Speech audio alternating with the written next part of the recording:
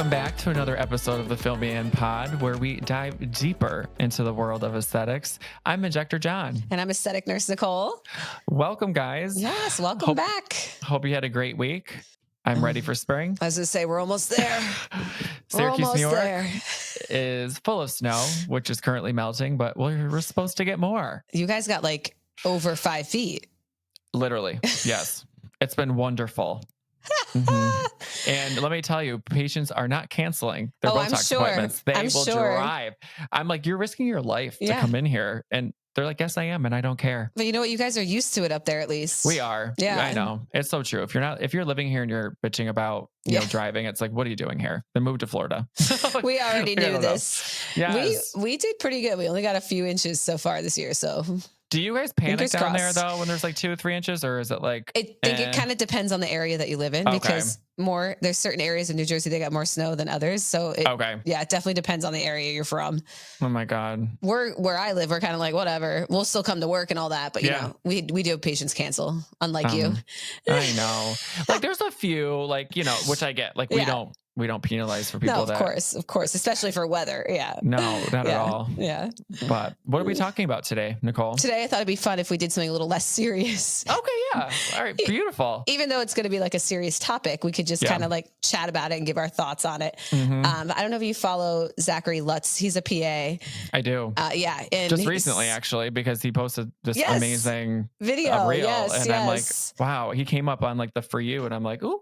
Yeah. His Instagram handle is the _PA.PA. I think we'll put it up on the screen, but he posted a great reel basically just saying, you know, even though we all have a good amount of following, we're not influencers. You know, at the end of the day, we're medical providers, and we need to make sure that we are providing accurate and evidence-based information. And instead of like what we're seeing online currently is this, the fear mongering, the hooks, the clickbait, all these things that are miseducating and misinforming, our clients, and bullying other providers, especially providers that are doing research within our community and oh my God, might be posting about things that you haven't seen yet because it's new, and they are trialing it and researching it. And you know, those people are getting bashed, and it takes away the credibility of our medical field. Yeah. It completely undermines the credibility of the field, right? You know, and I always tell people, especially like new injectors coming into it, you know, patients don't want to hear you talking negatively about other providers. If they do, it's a red flag, you know, and, you know, they want to hear about what treatments are best for them. They want to hear the science behind, you know, what you're doing, the why behind the injection. The appointment is about them. Right. So, and I always say, like, you know, with my patients, the minute I hear, you know, something, I just la. You know, like I try not to even, like I might hear it, but it goes in one ear, out the other. Exactly. Because we're focusing on what we're doing at that moment. Yep. The patient, their result, and their safety. Yeah. That's 100%. Ultimately all that matters. Yeah. And I feel like, you know, some people, you know, and this might not be fully the reason, you know, but I feel like some people are doing the clickbait things, and all of that just to get more followers and things like that. And I get it. Like social media is hard, you know, like, and I get like wanting to gain your following and all of that. And there's a lot of hard work that goes into it, but I think it's important that we all stay true to ourselves and we post our passions. And I think that's what attracts people. Yeah. And to keep the education alive, you know, I think education, so important. Yeah. You can't just, because you saw one thing go viral on TikTok, be like, I'm going to do that too. Or I'm, you know, you have to do your own research, and you have to make sure it's what's right for your patients, and especially specific patients. Not everything is cookie cutter. You know, you can't do everything the same. So it's so important to do your trainings. And that's the other thing too, is patients love to see you continuing your education. 100%. So conferences and classes and all of that. I mean, we did like 13 last year. Well, literally so many. And, you know, and obviously we're tired, but like we do it for a reason, and it's to bring the best and safest, the most efficacious and safest techniques to our patients. Right. And you know? I really do think networking is so important. It is. Because if you talk to me 4 or 5 years ago when I was a couple years into this field, like, you know, where I worked, I was just kind of like sheltered, you know, we didn't get to go to conferences a lot. We didn't get to go to classes or meet new people. And it's how you learn. And it's how you see new things, and it's how you learn new techniques and learn new research. You have to be out there networking. If you're not, you're not going to grow. And don't you leave feeling so inspired? So inspired. Because you're seeing everybody else and their aspirations, their passions, and like their excitement. And you're like, I want to go back home and I want to do like 10 times more than what I'm doing. Yeah. we're already on E and we want to do more. And if you're ever feeling complacent, go to a conference and then come back. Because when the minute you go to a conference, you're like, oh my God. It's like you come back thinking, oh my God, I have so much work to do. The girls hate it. I go to a conference and I come back and it's like 15 minutes, 15-minute rule. We got 24-hour rule. We're doing everything's changing. They're like, oh God, here goes Nicole again. Oh God, I know. But there's just so many things you can learn about running your business, and you know, and at the end of the day too, our business, it's also customer service, and it's making sure that there's patient satisfaction, and there's so many things that you can learn from other practices and other providers on that too.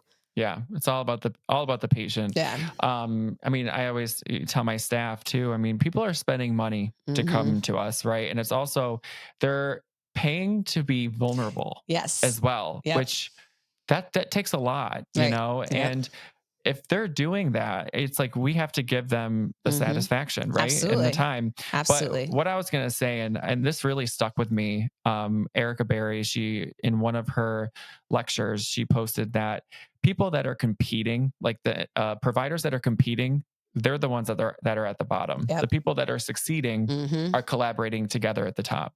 And that's something really to remember. Don't you think? Snaps for that. Yes, absolutely. Absolutely. Yeah. Because the second you start a competition or feeling like you're in a competition, you're only hurting yourself. The only thing you should be focused on is yourself, your growth, and especially your educational growth, you know? Yeah. I think that's like the biggest piece of advice I could give any person who's trying to make it on social media, right? Who is a provider, right? And I think just stay organically you, focus on you. Don't look at anybody else's social medias. Just make your list of topics you want to talk about that week, which is what me and Nicole do. And then you do those reels, you post them, you hope they do well. Right. You engage with other people. I always say, go on and comment on other people's, create a community, right? Yeah. Create a community and also respond to your comments on your post, which I'm still working on. But it's like sometimes you like see it and you're like, oh my God, such nice things. You're like, I'll get back to them. And then it's a week later. Yeah, and you you're like it and you forget. Yeah. No, it's so true. Then a week goes by and you're like, oh, it's weird if I comment back now. Yeah. I know.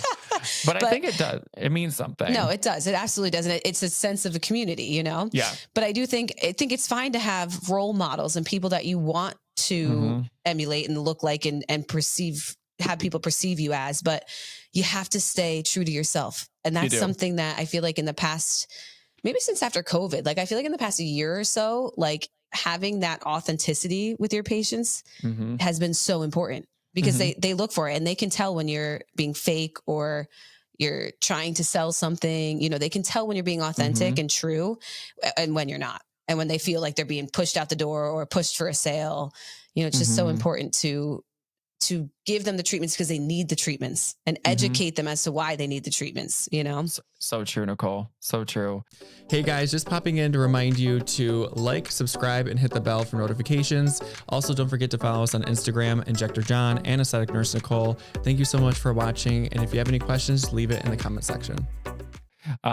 And I always tell my staff like to treat my patients the way that I would treat them. Right. I think that's so huge. And obviously, Nicole, you own a practice. I own a practice. We built our brand and we've worked so hard to build it where it is. And, you know, and our patients come first, you know, they become our family. Right.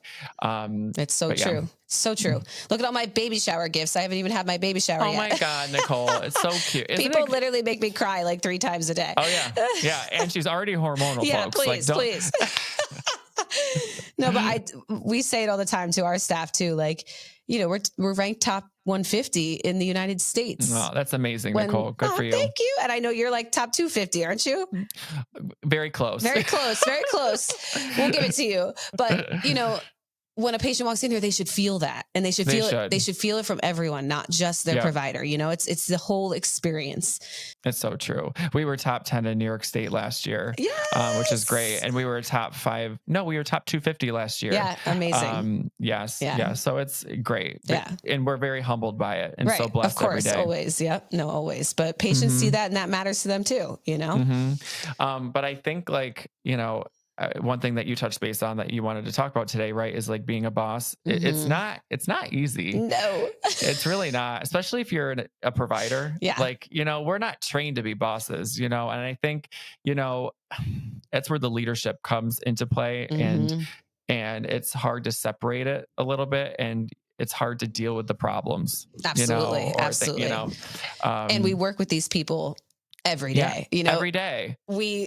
You always say you shouldn't be too friendly if you're the boss, but they're my family. They're my friends. They are, it's just that you have to have a boundary.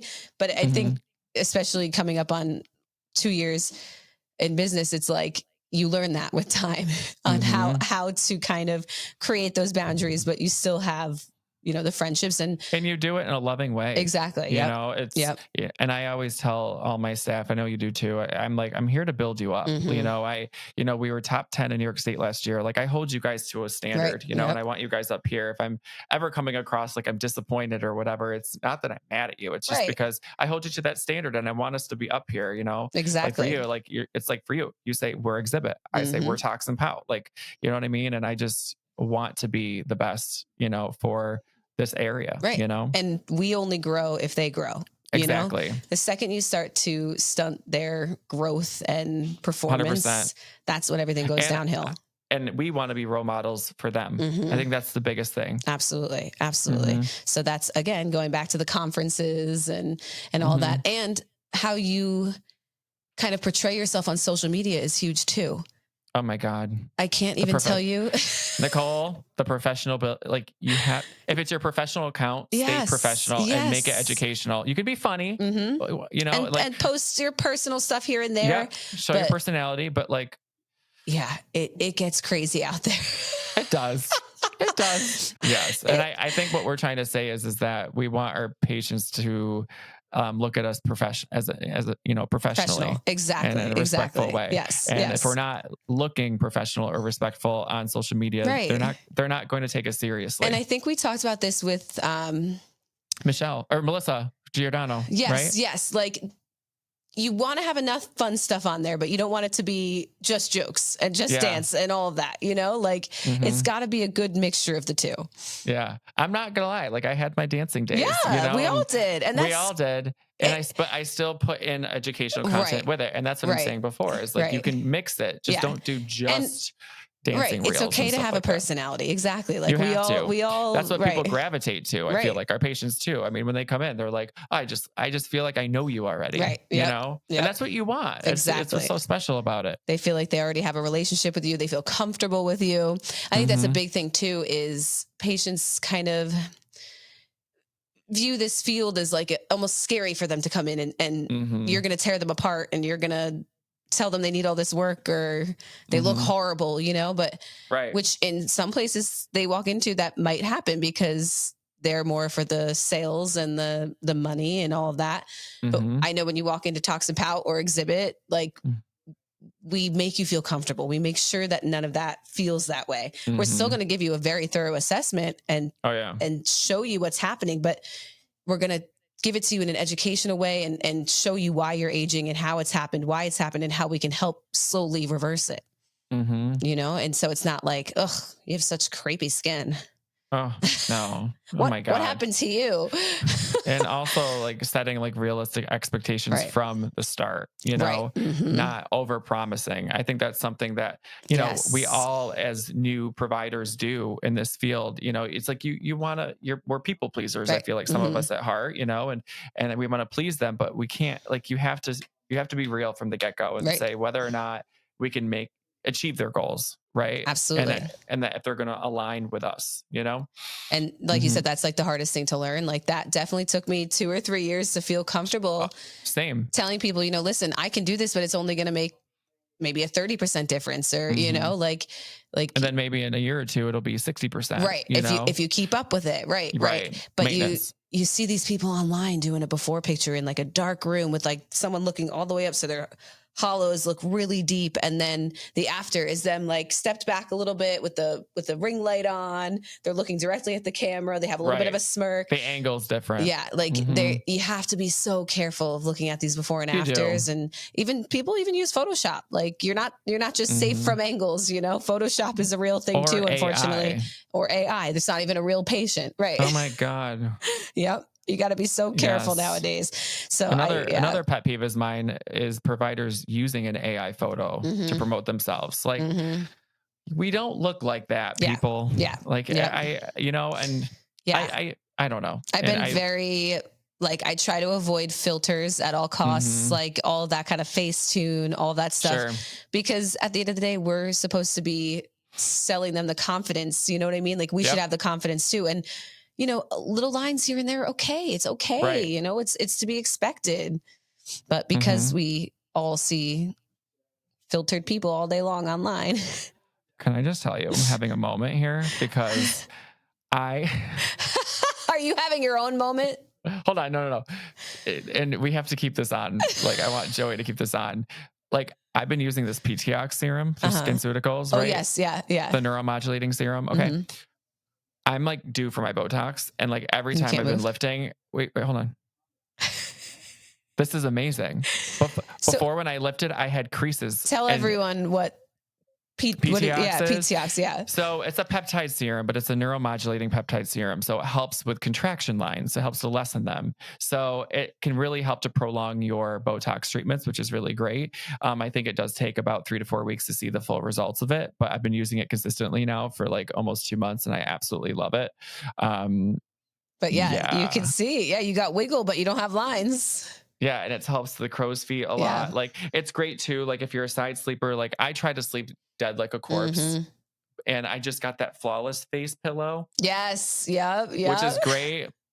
But like I was noticing like that I've always backslept, but like lately I've been on your side sleeping, waking up, and I've been getting this diagonal crease. Oh, absolutely not. So I'm like using this PTOX, like rubbing it in there. And she's like, yeah, she's not there. She's not there. Nope. So we're good. Nope, she's not there. We caught her early. You know, it's funny you mentioned that because I've had like 6 people in the past 2 weeks complain to me about sleep lines. And, you know, I show them their before and afters. And Nicole, where do we see them the most? Well, the forehead and around the eyes for sure.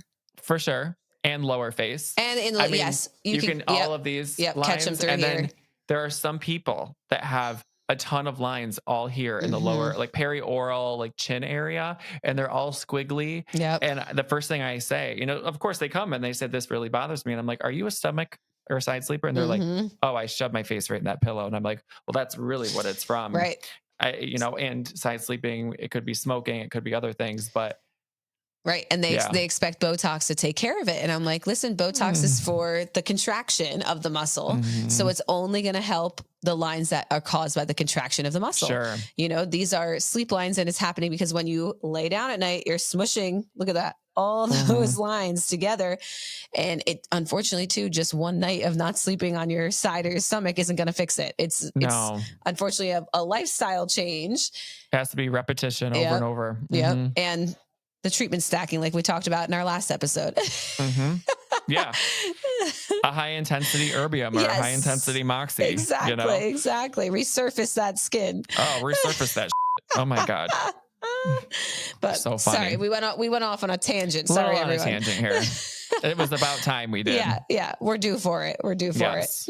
But no, so like we were talking about Instagram, I think it's really all about how you portray yourself. And you know, it's funny. Our rep, when we first opened, we kind of came up with our mission statement and we sat down and I think it's so important to do those exercises and kind of write down what you want to portray to people. Like if someone's watching you, what do you want them to feel? What do you want them to hear? What do you want them to see?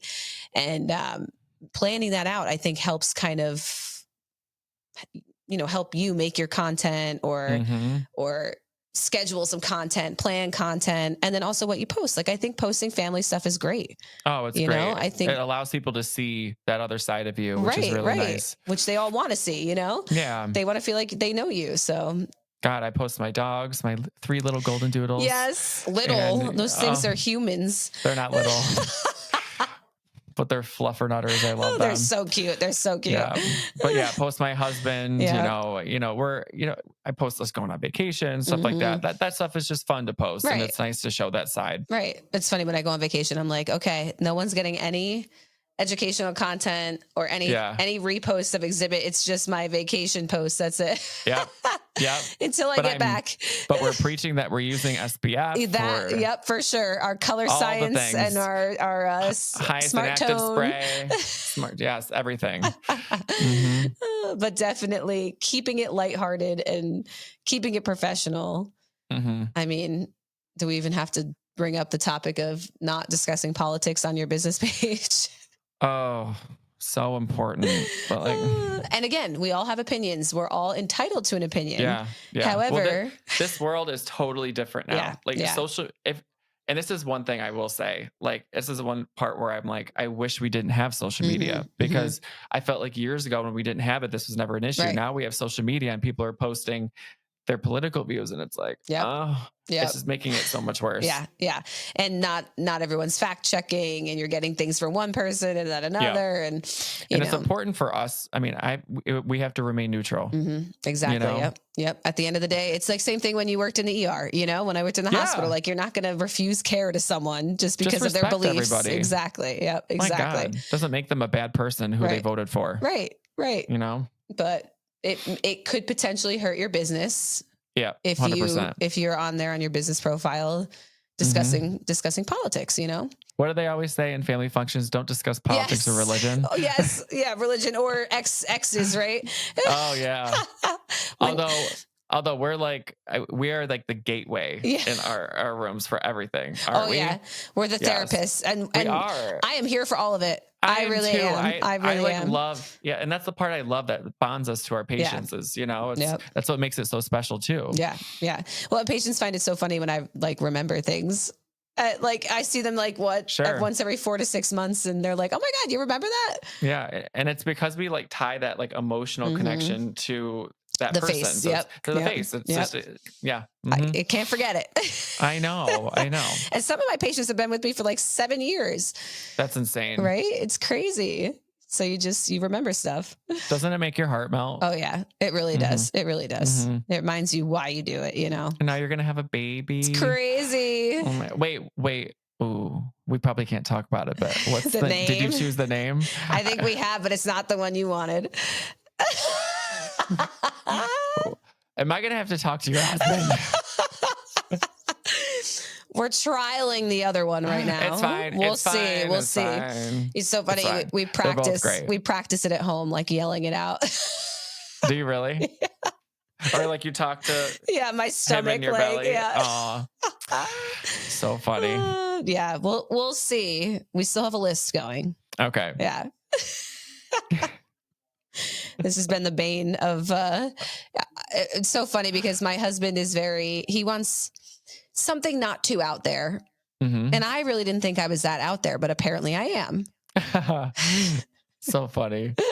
I didn't think it was that out there. No, I they like weren't them that both. bad. I think they're both great. Yeah. There's just one I was drawn to more. Yeah. No, Kevin, I was laughing. I was telling the girls the other day, he was cooking and I asked him what he was cooking and he was like, same shit I always cook.